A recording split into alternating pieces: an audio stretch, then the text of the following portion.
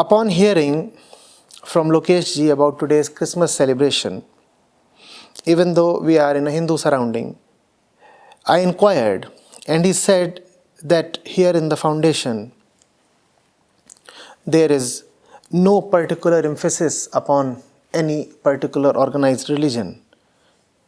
To this I asked, I meaning Anna, to this I asked that if this is so, then are all the national holidays celebrated here? He didn't reply. And when she says he didn't reply, she ends with 3 dots. And you know what these 3 dots mean? Whenever you see them, to be continued, there is something left unsaid. Either it is unclear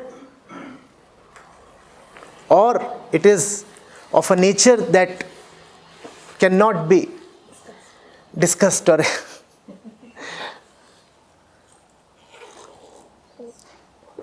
good question, and thanks. That will enrich the whole thing. So what she's saying is that, sirs, friends, I'm surprised you are celebrating Christmas. I'm glad you are celebrating Christmas, but I want to trust you.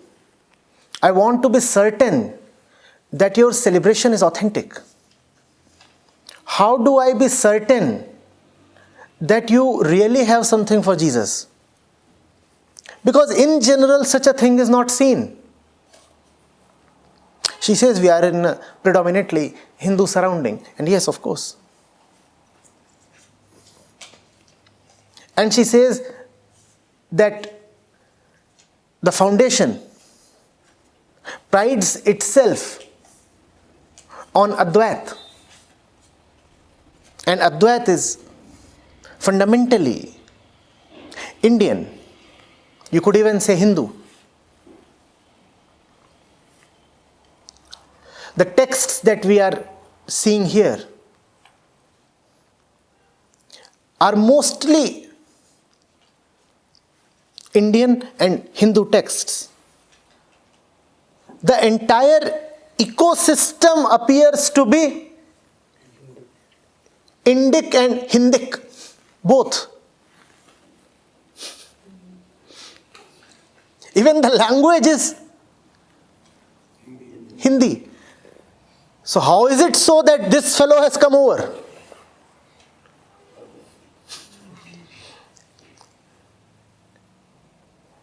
It doesn't happen this way in the rest of the world,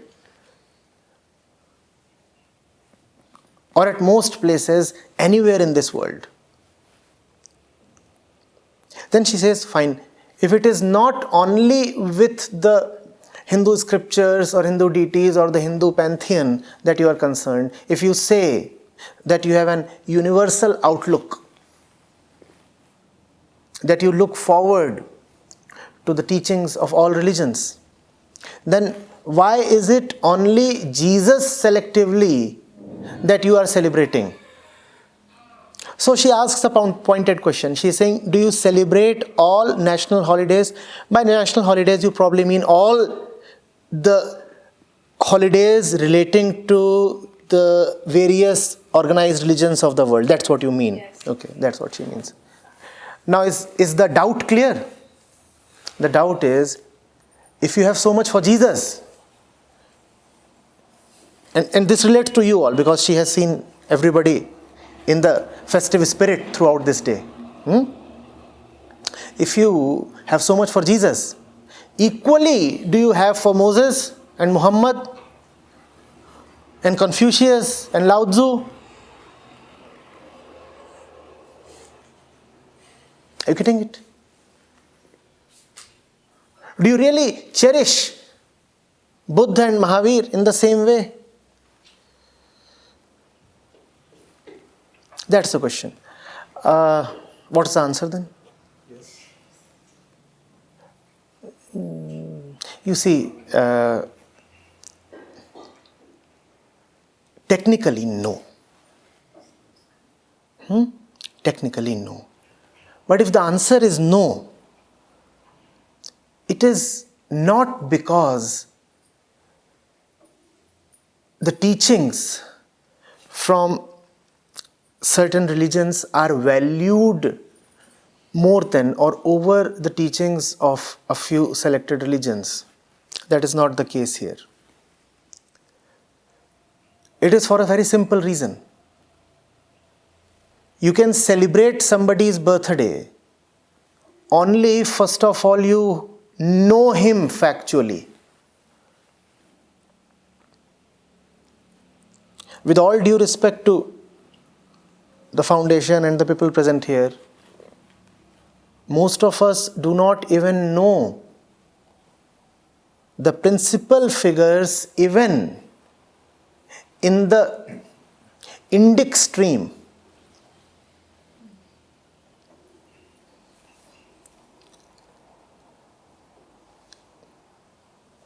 You know, we sing of a particular saint a lot. Even as this session is going on, another parallel session is happening in Delhi, where the songs of that saint are being sung. Who is being referred to? Kabir. How many of us celebrate Kabir Jayanti? But surely there would be hardly anybody here who is not in love with Kabir.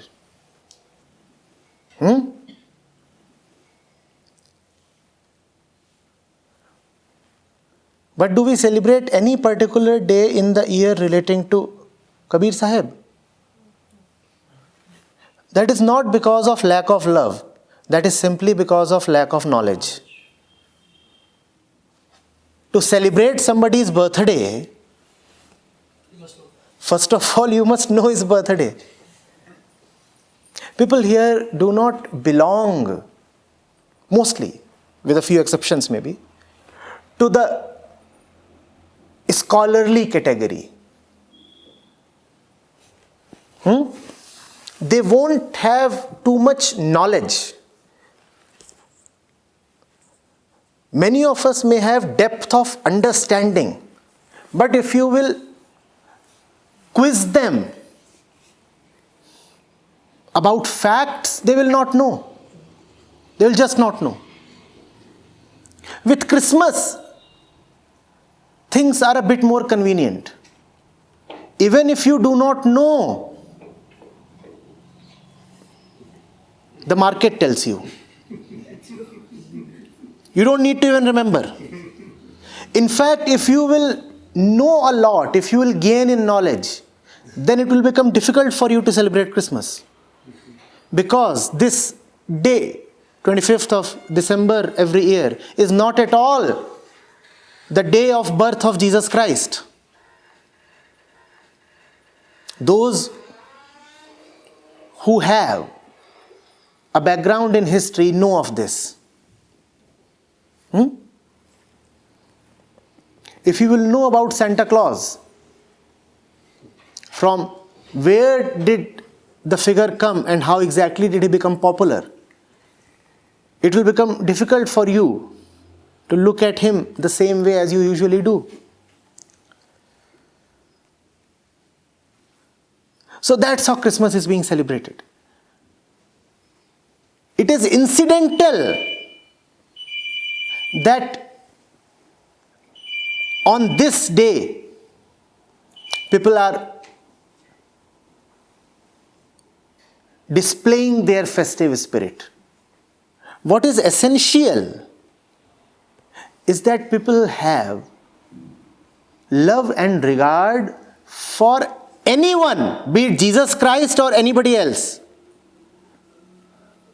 Anyone who loves the truth, declares himself to be the Son of Truth, and with compassion works for the liberation of the world.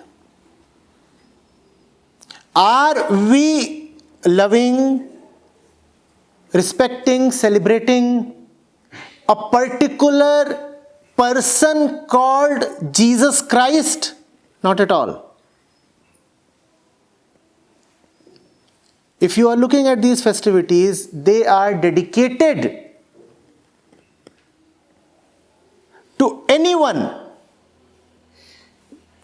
who says that I come directly from there, and coming directly from there, he works hard and pays with his life to pull people up to there. The name of such an agency, the name of such a person, such a force, such a manifestation could be Jesus Christ, could be Krishna, could be Ram, or could be anybody. We are just celebrating divinity. We are just celebrating avatarhood. Are you getting it? It is incidental that it is being celebrated in the name of Jesus. And it is being celebrated in the name of Jesus. Because Jesus is easy to remember in this age of Santa Claus. Are you getting it? Obviously, this gathering will not be able to celebrate the birth, the life, the deeds of each and every saint that has been, or that is, for the simple reason of lack of knowledge. We do not know. If we are not celebrating them, it is just because we do not know of them. And if we are celebrating this, you should know that this celebration is dedicated not to one person, but to all saints of the world. It is dedicated to sainthood itself. It is dedicated to spirituality itself. This celebration is dedicated not to the Christian Jesus Christ, not the Jesus Christ of the Christians. This celebration is dedicated to that within man that aims to be one with the truth. So kindly drop the notion that these are Hindus here who are surprisingly celebrating a Christian festival. That seems to be your assumption. And that is why you are perplexed. What are these Hindus doing? They are celebrating a Christian festival. That's too good to believe. So the mind feels like doubting it. Maybe there is something fishy somewhere. Are these people really genuine? I have anyway always doubted the wisdom of this chap, Sandeep. And if he is connected to these people, that is all the more reason all of them should be doubted. Had they been really admirers of Jesus, then they should have admired all the other prophets as well. You know what? If you ask them that in the tradition of Abraham, what are the prophets that have been? They will not be able to tell. How will they celebrate? And nobody out here is even interested in knowing the names of prophets. Are you interested? To us, spirituality is going beyond the load of name, time, date and form. Who wants to remember dates? Time is the load of the head. Names are what keep us in bondage. Today was easy. We did not need to remember anything. I remind you, today was easy. We did not need to remember anything. It was shouted in our ears that Jesus is coming. The market was the alarm. Jesus is coming. Jesus is coming. You know what? My hotel charged me thousands extra. Right at the time of check-in, they said, the duration of your stay includes the Christmas Eve. I said, yes, probably it does. So what? You have to pay up. Pay up. There would be a gala dinner. And for that, they really squeezed out hard-earned money from my pocket. Now, how will I ever forget this day?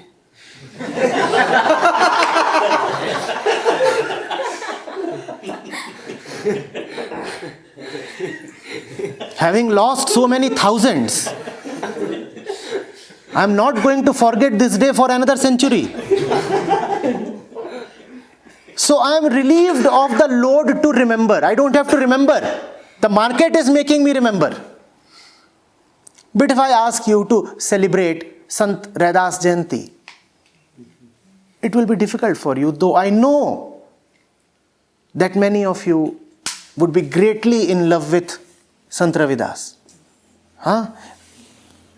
Rohit, with us here, sings beautifully of at least one particular verse from Raidas. But ask him, when is Raidas Jayanti? We don't love to remember dates. We don't. This date we remember because of the gala dinner. Getting it?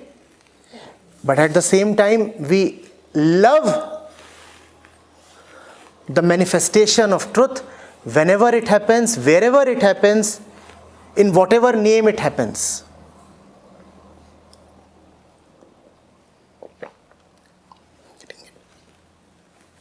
We needed a reason to celebrate. We got the reason. The reason is incidental. If you'll come to the place where the foundation is, there is one chap whose birthday is celebrated at least half a dozen times every year. We just need a reason to kick his butt.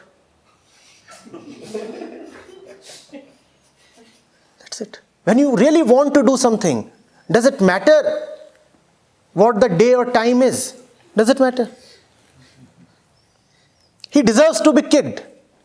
So every second month, he gets a birthday. Counting the number of birthdays, he must be centuries old now.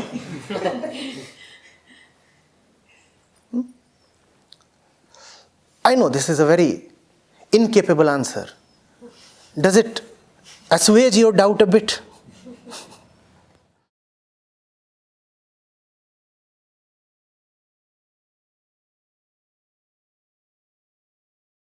When we say we are alive, we mean our typical ways of living. That's what is meant by being alive. So when Jesus says that you will meet me when you die, or when you'll meet God when you die, what he means is that unless you die to your existing ways of living, there is no possibility of godliness for you.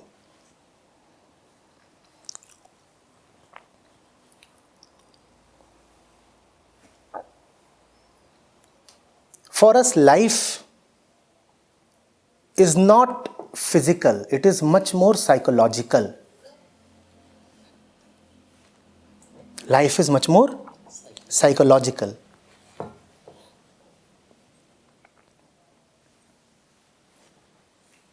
That's why you talk of a good life and a bad life.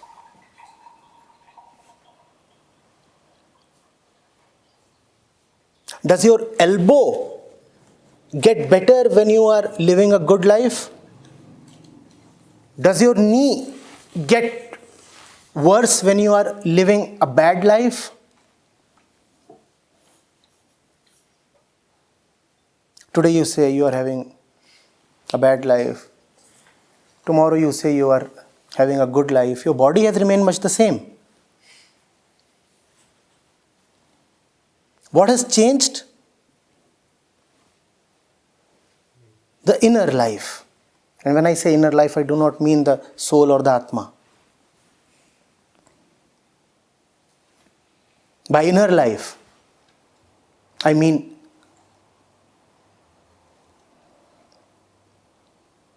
the mental life.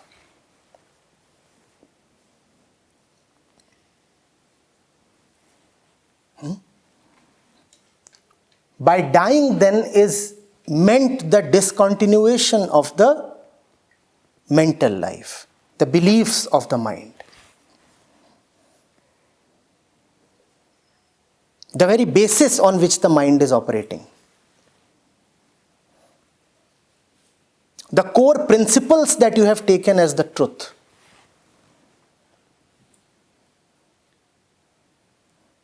Unless they are challenged and defeated, there is no possibility of something new coming to you.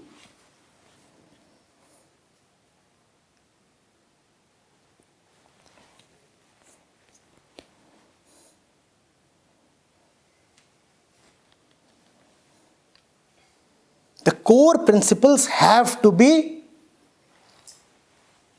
challenged, they have to be defeated, they have to be questioned. You said you want to introduce this to your friends from the West. You want to explain this to them.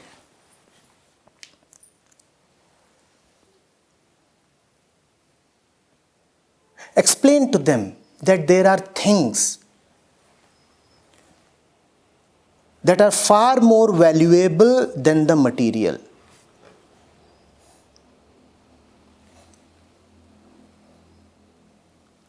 Tell them that they must learn to really value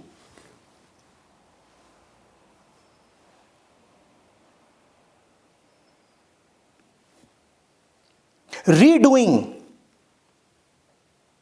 their calculation mathematics would be the same as the expiry of the old life and the initiation of a new life. Because calculations we anyway do. Valuations we anyway attach to things. But unfortunately, we attach valuations only to things. At best, thoughts and ideas. You pay for tea.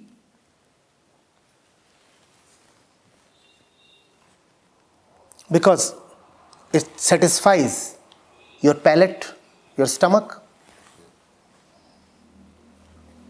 You can probably also pay for a book because it gives you thoughts. When you value tea, you value a thing. When you value a book, you value a thought. But there is something far more valuable than these. Far more valuable. And if they don't agree, then ask them, is love a thing? Surely they'll say, no, it is not. Then ask them, is it a thought? Now there would be a debate. They'll say, no, love is a feeling, this, that. Here science will come to help you. Because if love is a feeling, then science has conclusively proven that all feelings are merely the action of chemicals in the brain. So if they insist that love is not a thing, but nevertheless it is a feeling or a thought, then say, do you mean that love is merely a chemical?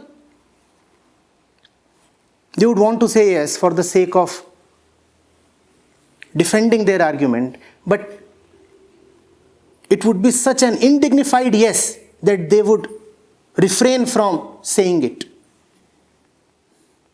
To say that love is dopamine or some other chemical sounds very abusive. Does it not? So what is love then?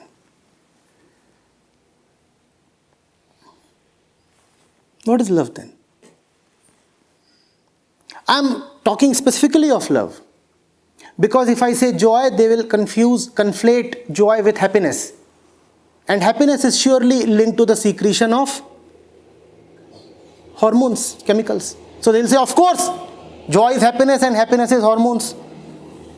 But love is accorded a sacred status in our culture, in all cultures. So it becomes a little difficult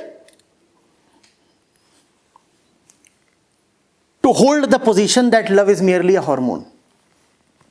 They'll say, no, it is not a hormone. Because if love is merely a hormone, then your relationship with your wife is merely hormonish. Then do not say that you love your kids. Your kids are nothing but products of hormones. Ask them, what is love? And if they really abide by the truth, if they are really interested in an honest discussion, they'll come to admit that yes, love is something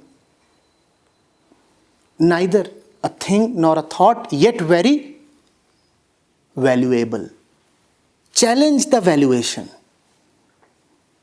Challenge it. If somebody can admit that even one valuable word is not a thing, then he has admitted God. Because what does godlessness say? Godlessness says there are only things and thoughts. If you can admit of even one bit outside the province of things and thoughts, then you have effectively accepted the transcendental. You have effectively admitted that which is beyond. Are you getting it? Valuation has to be challenged. All life is nothing but the art of valuation, you see. Just the art of valuation. We don't know how to value.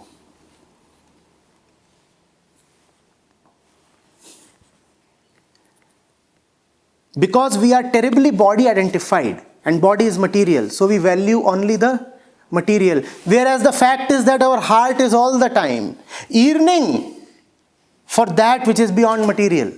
And it is so strange. You want that which is beyond material, and yet you are valuing only the material. Rohit would probably be remembering this. We were at a particular college 5-6 years back. And this girl gets up and says, I was holding a seminar with the students. And so she's like this. And she says, sir, we are paying 800 rupees for a semester-long program. Is it not too much? 800 rupees for a semester-long program. Is it not too much? I said, first of all, you are not paying 800, you are paying 1100. Secondly, when was the last time you had a pizza? He said, oh, pretty recently. How much did it cost? 400, 500. How many times a semester do you have a pizza? How many times a semester? Sir, you should ask how many times a week. So you think that this self-development program is not worth 2 helpings of the pizza? That's our valuation. Pizza is valuable because you can feel it in your hands. And you have identified with your hands. With your hands. Because you are bodily identified, so a thing is valuable. Even a thought is valuable. But that is not valuable. So it's okay. If it's in the name of Christmas gala dinner, that hotel charges me thousands extra for food, because food can be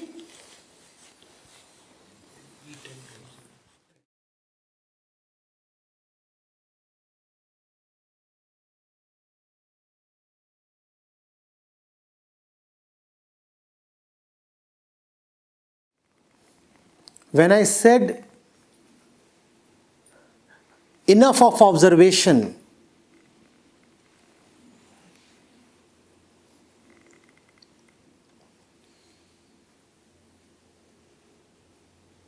I clearly meant act now. Act now. I said, the bird has been observing the spikes of its cage since too long now. No more observation is needed. What is it that you do not know of?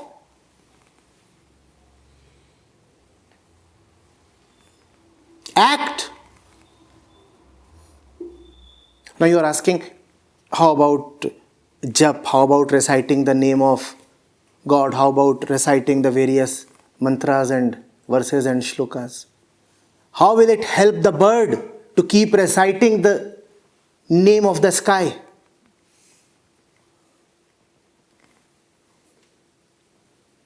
Earlier she was busy observing the spikes.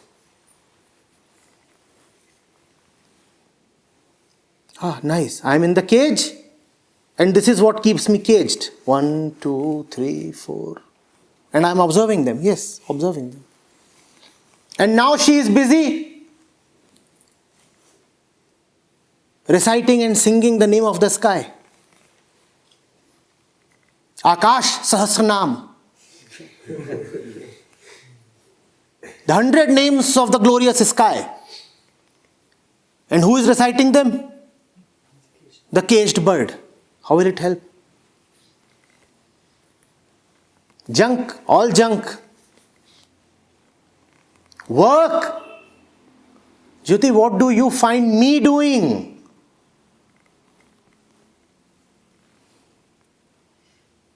I am working. And in the process of working, the name of God is getting recited an infinite number of times. I am working, not merely reciting. This is work. And when I say work, I mean action that intends change. Action that intends change. Solid action.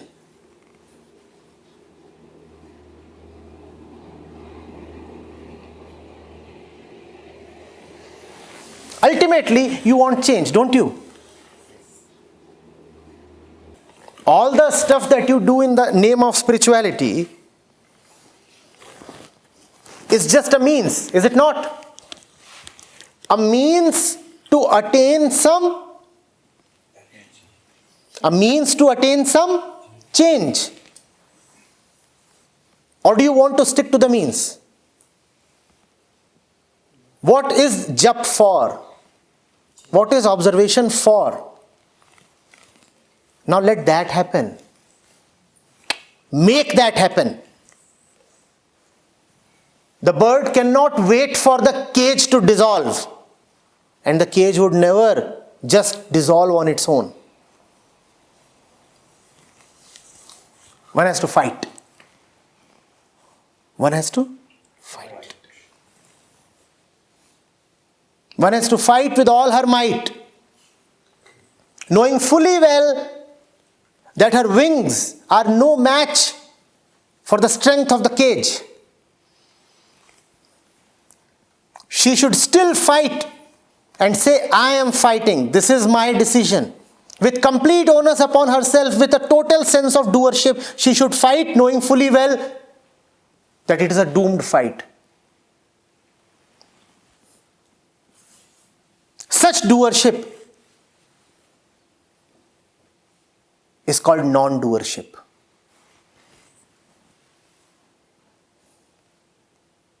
Repeating it. When you fight with the intention to win or gain, then it is doership. When you fight with the intention to perish in the battle, it is non-doership.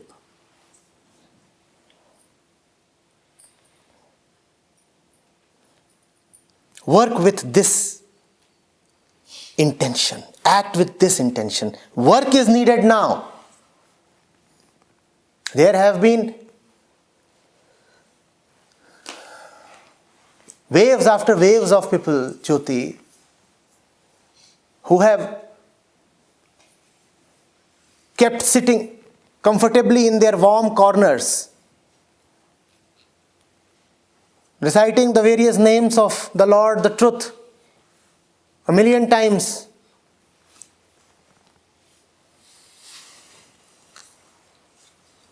They are still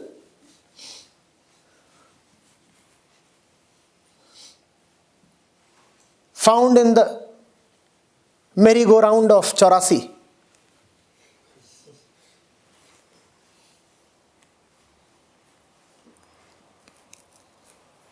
Show with your life what you want life to be. Show with your action the depth of your love.